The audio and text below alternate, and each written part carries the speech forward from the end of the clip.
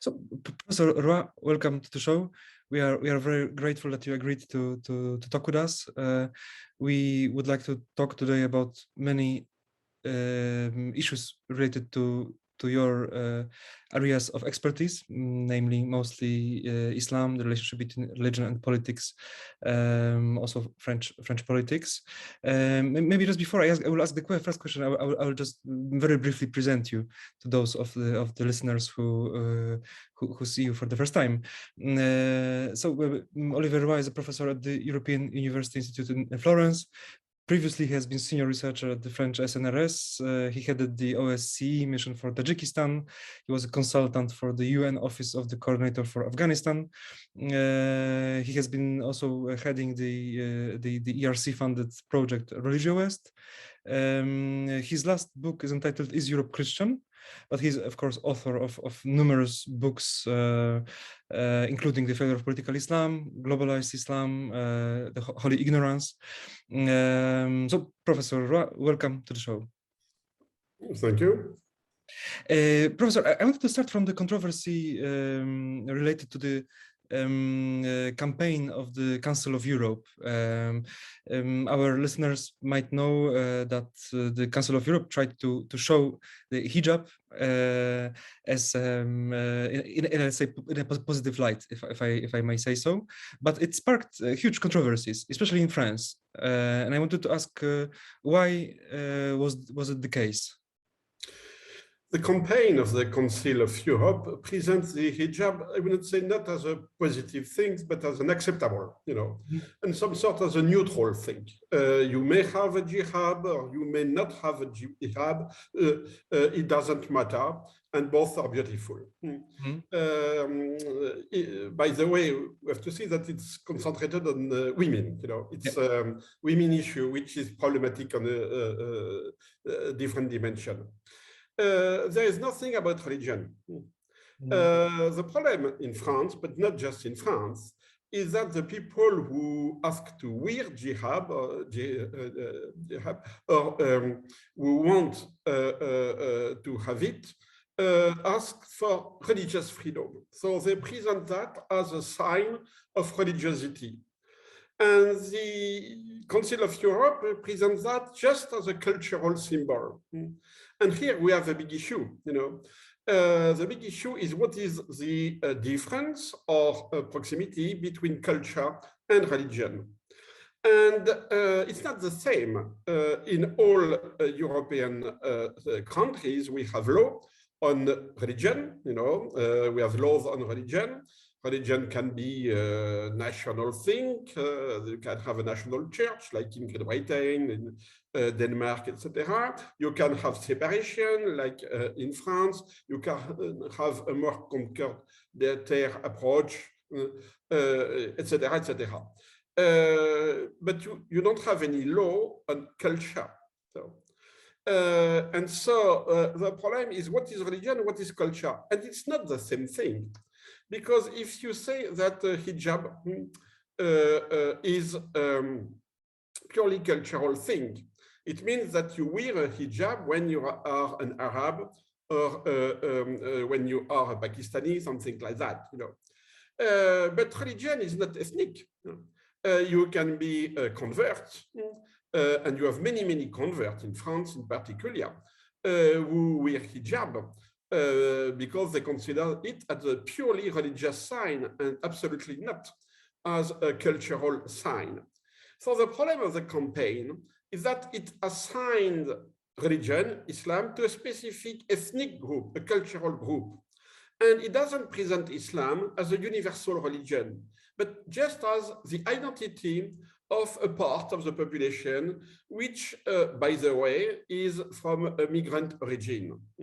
While it's not the case for Islam as a religion, Islam as a religion may have been, I would say, important in Europe because of immigration, but it's a universalist religion. It's not an ethnic religion. You can be an atheist migrant, for instance, and you can be a Muslim convert.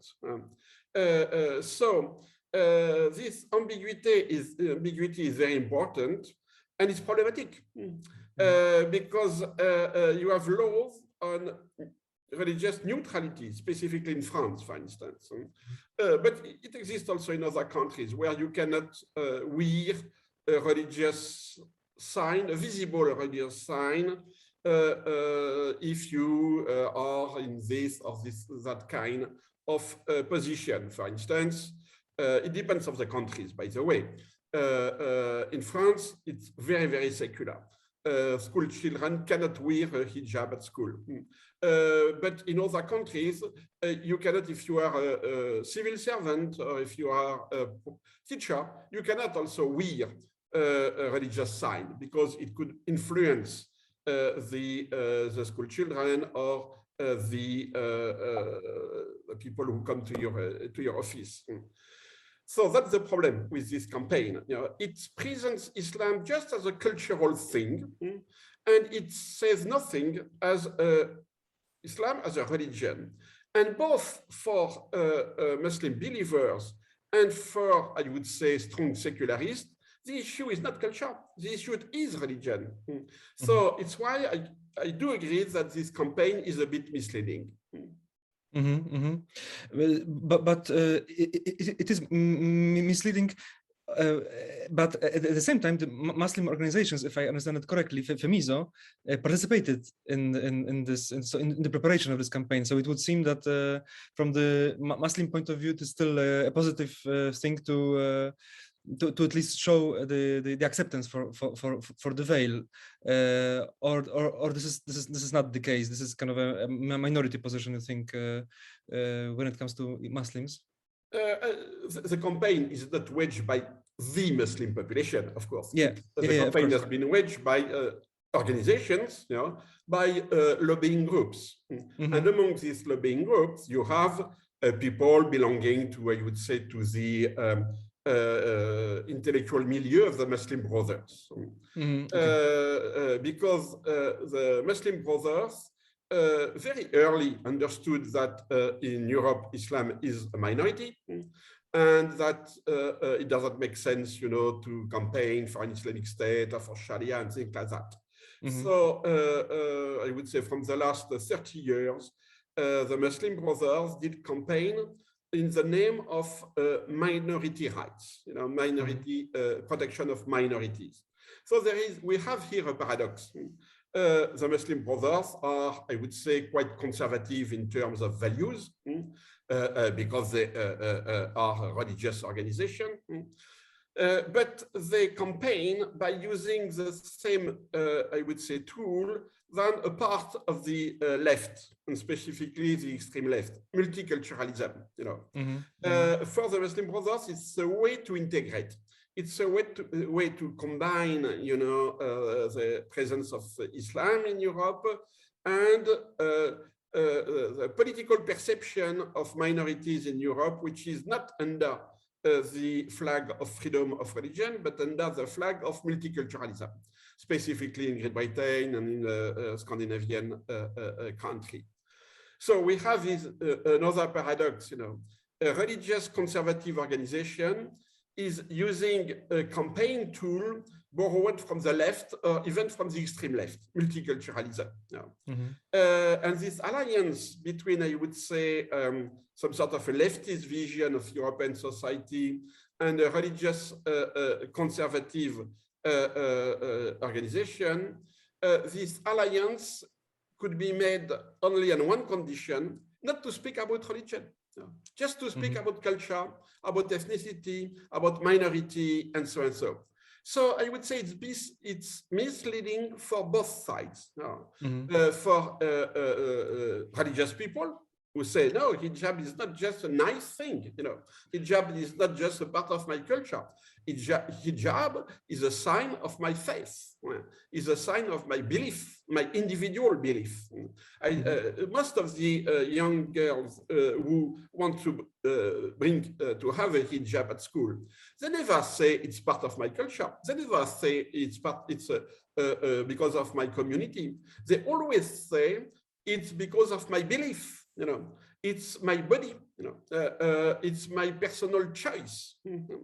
And when they are asked about the reasons of personal choice, they gave religious motivation. So we have to be very careful here. Hijab is not just a cultural thing, because most of the girls who wear hijab in Europe don't do that by respect for the culture of origin. You know, the hijab which they are wearing in Europe is almost never the hijab of the country of origin of their parents. No. It's not a Pakistani hijab, it's not a traditional Iranian hijab, etc., etc. It's a reinvention, you know. It's some sort of reconnecting religious Muslim sign with a Western environment. So it's not a tradition. No. It's the assertion of a religious belief. So it's religious, you know. And I think it's a mistake to deal with religion exclusively through cultural and ethnic approach. And so if we think about the Council of Europe, because you commented often on the role of religion and understanding of religion of the European institutions, maybe more often about the EU than the Council of Europe. But if I could ask about your opinion about the engagement of the Council of Europe, let's say, with religions, do you think it makes sense? There are many people who think that the political organizations shouldn't really deal with religion because it's not their thing to do it, because they are political and politics should be separated from religion. But on the other hand, religion seem to be an important part of European societies, even if they are more and more in minority. I understand that you don't really support this campaign, for example, but do you think that in general the organizations like the Council of Europe could be or should be engaged with religions as such? I don't think so. I think, you know, the issue of religion in Europe is based on the basic principle of European values, which is freedom of religion, okay? Freedom to practice religion. And so in this case, it's a legal approach that we should have. So the institutions which is, for me, should be in charge of defining the room for freedom of religion is the European Court of Human Rights. It's not the Council of Europe as such. You know. We are supposed to have some sort of separation between state and churches in Europe, some sort, you know. We are mostly a secular society. So the issue of religious freedom should be dealt by the law, by the constitution, and should be arbitrated by the European Court of Human Rights, and not by a political body or a legislative body. And if I might now turn to France, where Islam is also a very hot topic, there the politicians seem to be very eager to deal with Islam, from the far right to the center, to the political center, or the left, if we think of President Emmanuel Macron.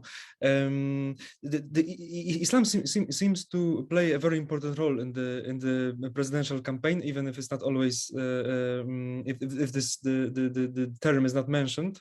It seems that the politician who made, I think, career on being quite Islamophobic, like Eric Zemmour, is getting more and more popular. So it seems that this will be a subject of the campaign of yet another presidential campaign in France.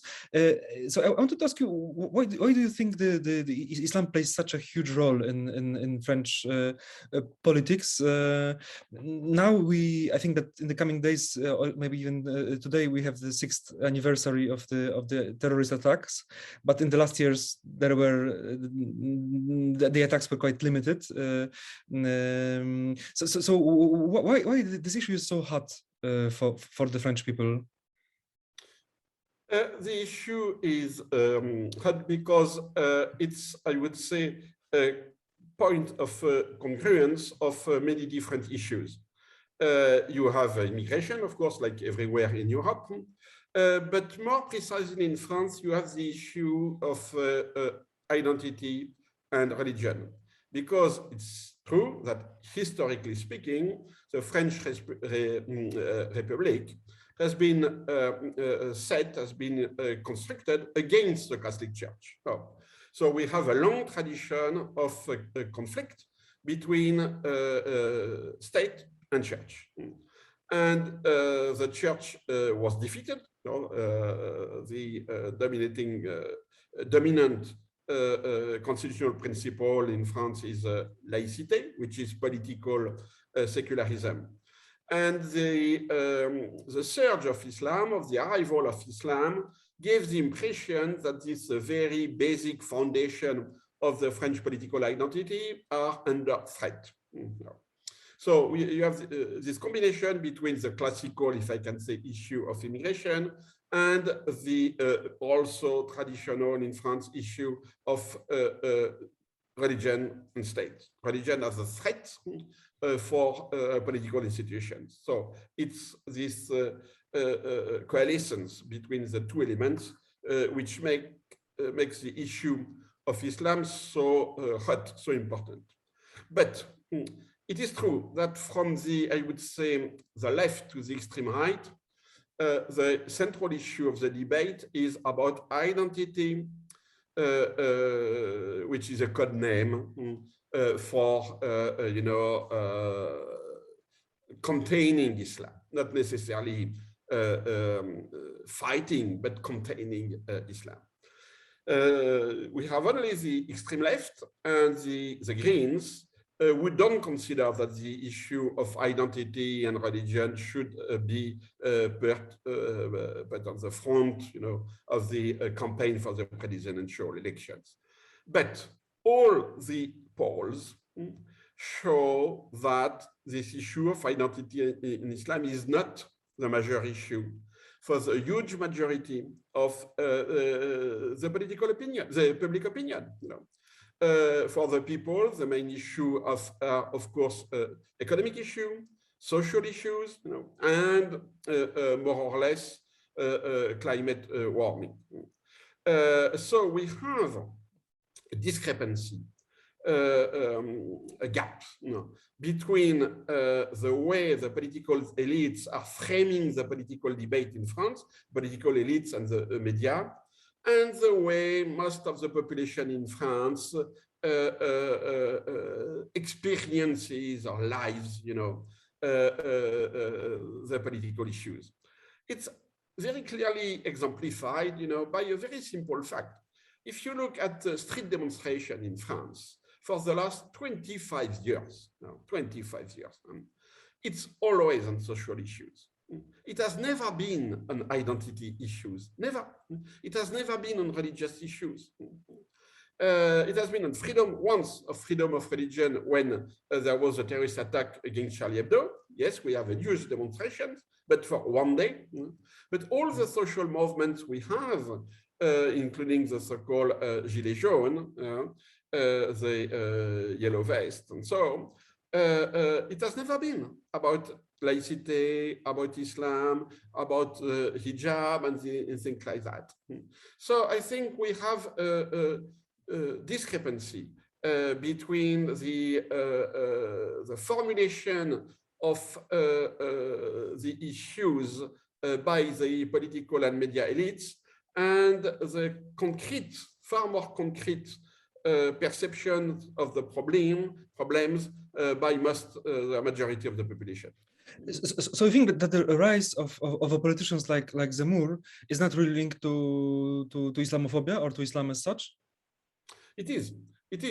Zemmour speaks only about identity and Islam. Zemmour has nothing to say about economic issues. He doesn't care, he has nothing to say, or little to say. He's against Europe, of course, but because he thinks that Europe is complacent, with immigration and Islam, etc., etc. So he's solely concentrated on French history, French identity, immigration, Islam, etc. There is no other issue if you listen to what he's saying. Mm-hmm. So if I may turn to ask one more question about Zemmour, he often, if I understand it correctly, tries to come back to the Gaullist tradition, saying that the France was great then and so on. But on the other hand, it seems that what he's doing is the rehabilitation of the Pétainism. So if you would say, if one of these traditions is closer to him, it would be Gaullism or Pétainism, or it's something very different? Yeah, the big problem of the right in France, is precisely that the right has been divided since the Second World War by pro-Pétain and pro-de Gaulle people. And it was a real rift. It was even almost a civil war, during the Nazi occupation of France and during the period of the war in Algeria. And so to reunite the right, Zemmour is trying to fill the gap, to reunite together the figure of Marshal Pétain and of General de Gaulle. But it's, I would say, purely imaginary. In political terms, it doesn't make any sense. Zemmour has to cheat history. When he said, for instance, that Pétain was not responsible for giving French Jews to the Nazi, it's not true. It's simply not true. Mm-hmm. It's the French police under the orders of Pétain who deliberately arrested French Jews and sent them to their death. When Zemmour, in a sense, it's almost funny. Zemmour is a Jew. His family is Jewish from Algeria. Mm-hmm. And the Jews from Algeria were given the French citizenship at the end of the 19th century. And Maréchal Pétain withdrew this citizenship. So if Pétain would still be in charge in France, Éric Zemmour would not be French. Mm-hmm. He will be either an Arab in Algeria or a Jew in Israel, but we never would have the opportunity to become a French. Mm-hmm. So it's this kind of self-delusion, I would say, is not a very good omen for somebody who pretend to become a president. Mm-hmm. If I may now turn to a person who is more likely to become president, meaning Emmanuel Macron. He in the last years, so throughout almost the whole of his presidency, adopted a pretty strict line when it comes to secularism and Islam, I guess, as well. Does he continue this line? Do you think he's politically right and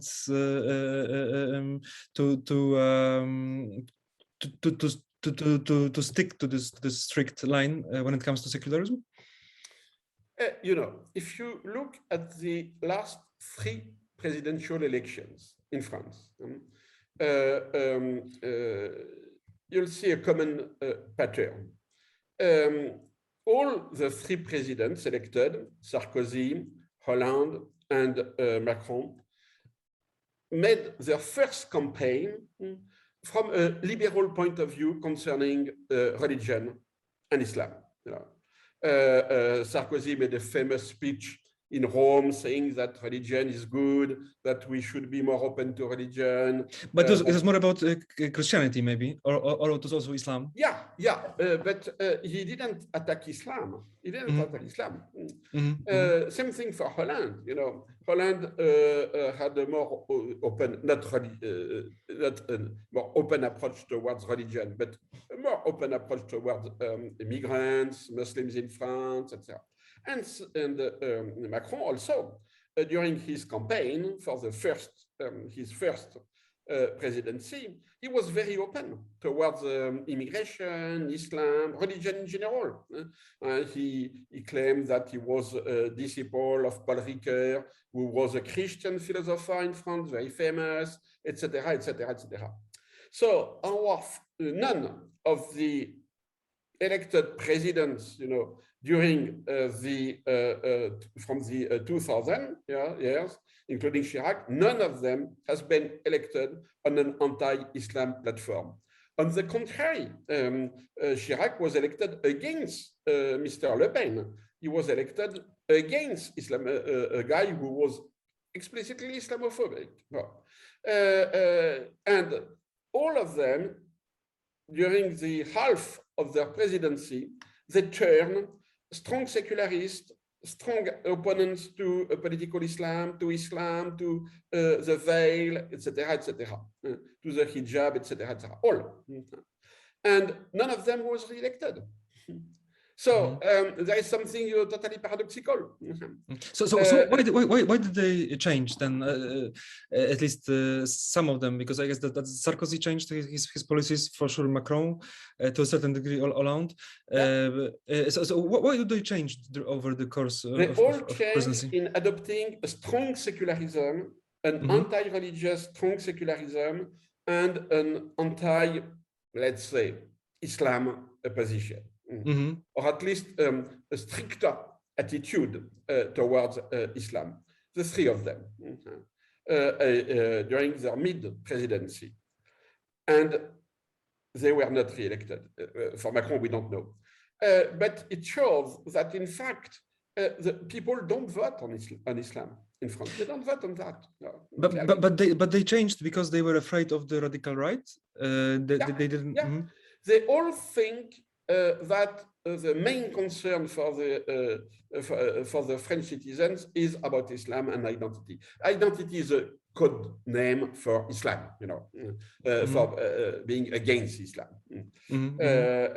So they all decided to put identity at the core of their policy during from the half of their presidency. Okay.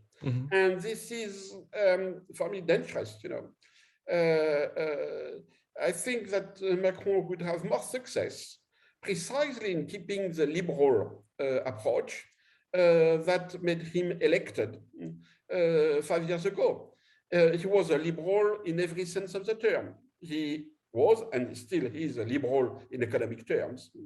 But he was a liberal in political and, I would say, moral issues. And religious issues. He was clearly in favor of religious freedom.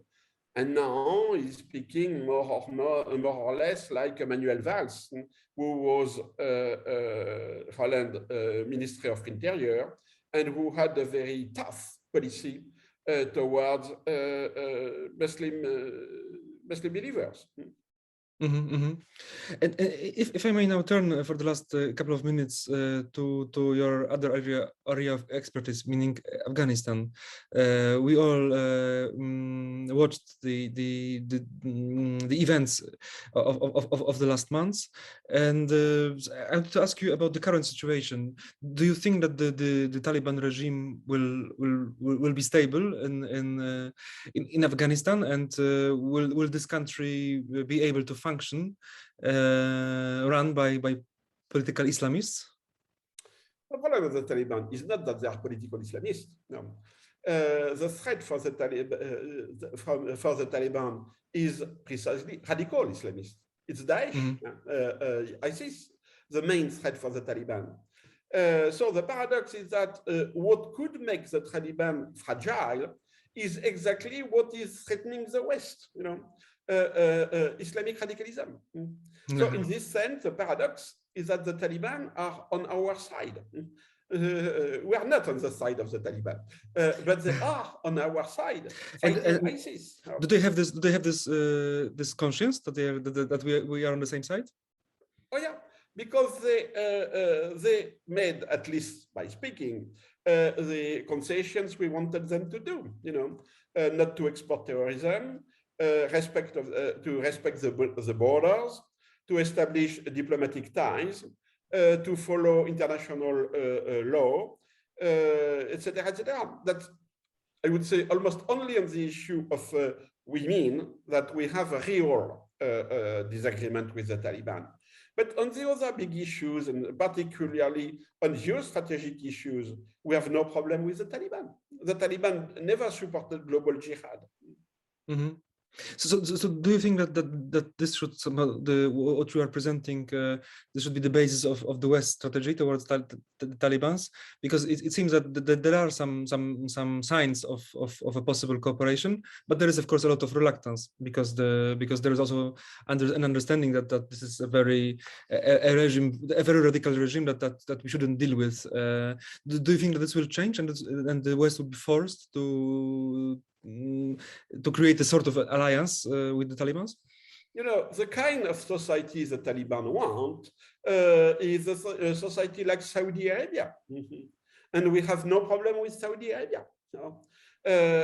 So there is room for discussions with the Taliban. We should engage the Taliban, but of course, we should also ask them, push them, you know, to be more open on societal issues like the room, freedom for women and promotion of women in society. But there is a room for a negotiation with them. We have some incentives, specifically humanitarian and economic incentives. And if they want to stay in power, they need legitimacy given by the international community. So I think that there is no danger for us to engage the Taliban. But then it would mean what you are saying. It would mean that the West strategy to Afghanistan was a huge mistake in the last 20 years because the West wanted to do something totally different, wanted to create wanted to export democracy, we can say, and create a state that is much closer to us, which it seems was doomed to fail. You know, when the West intervened militarily in Afghanistan in 2001, it was not to create a modern state of law and things like that. It was to kill bin Laden. That's all, you know. And then we were stuck in Afghanistan. Bin Laden was not killed, so we were pushed, you know, to this kind of state building, humanitarian support, etc., etc. But it has never been a war strategy from the beginning. And when bin Laden was killed in 2011, for the Americans, it was mission accomplished. No? It was, by the way, in Pakistan, not in Afghanistan, by the way. Yeah, in Pakistan. Yeah, in Pakistan. But the aim of the military operation from the beginning was to kill bin Laden. So in 2011, it was done. And we had, in fact, no geostrategic reasons to stay in Afghanistan. It took 10 years to the Americans to do that, but at the end they did it. But so you think that at the end this whole ideology of the export of democracy was never the reality? Because now we are saying about the change of the paradigm. So it's clear that we know that we cannot export democracy, like, you know, automatically. But from what you are saying, it would mean that, you know, we never really wanted to export democracy, at least in case of Afghanistan. Yeah, it's not a coherent policy. I don't mean that democracy is not for Afghanistan, but as in any country, democratization has to come from the society of the country, according to, I would say, the historical political tradition of the country. You don't export a model like that. You know, it doesn't make any sense. There was a stable state in Afghanistan in the 60s and a relative democracy. It has been destroyed by the communist coup d'etat and by the war which came after. But I think that we should play on the people and we should not export a state from above. It doesn't make sense. Thank you very much, Professor Roy.